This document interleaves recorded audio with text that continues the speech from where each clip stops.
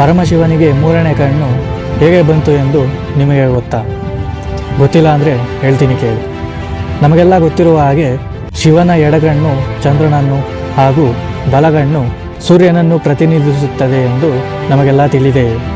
ಹೀಗೆಯೇ ಒಂದು ದಿನ ಕೈಲಾಸದಲ್ಲಿ ಒಮ್ಮೆ ಪರಮಶಿವನು ಧ್ಯಾನದಲ್ಲಿದ್ದಾಗ ವಿನೋದಕ್ಕಾಗಿ ಪಾರ್ವತೀ ದೇವಿಯು ಹಿಂಬದಿಯಿಂದ ಬಂದು ಅವನ 2 ಕಣ್ಣುಗಳನ್ನು ಮುಚ್ಚುತ್ತಾಳೆ. ಯಾವಾಗ ಪಾರ್ವತೀ ದೇವಿಯು ಶಿವನ 2 ಕಣ್ಣುಗಳನ್ನು ಮುಚ್ಚುತ್ತಾಳೋ ಆಗ ಮುಲ್ಲೋಕಗಳು ಕತ್ತಲೆಯಿಂದ ಮುಳುಗುತ್ತವೆ. ಜನರೆಲ್ಲರೂ ಬೆಳಕಿಲ್ಲದೆ ಕಂಗಾಲಾಗಿ ಅಸ್ವಸ್ಥರಾಗುತ್ತಾರೆ. ದೇವತೆಗಳಿಂದ ಹಿಡಿದು ಸಾಮಾನ್ಯ ಜನರವರೆಗೂ ಎಲ್ಲರೂ ಆತಂಕಕ್ಕೊಳಗಾಗುತ್ತಾರೆ. ಆಗ ಇದೆಲ್ಲವೂ ಶಿವನಿಗೆ ತನ್ನ ಧ್ಯಾನದಲ್ಲಿ ತಿಳಿಯುತ್ತದೆ.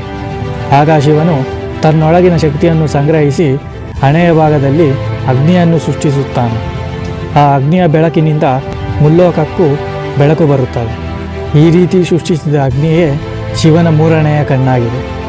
ಈ ರೀತಿಯಾಗಿ ಆ ಪರಮಶಿವನಿಗೆ ಮೂರನೇ ಕಣ್ಣು ಬಂದಿತು ಎಂಬುದು ಪುರಾಣದ ಕಥೆಯಾಗಿದೆ.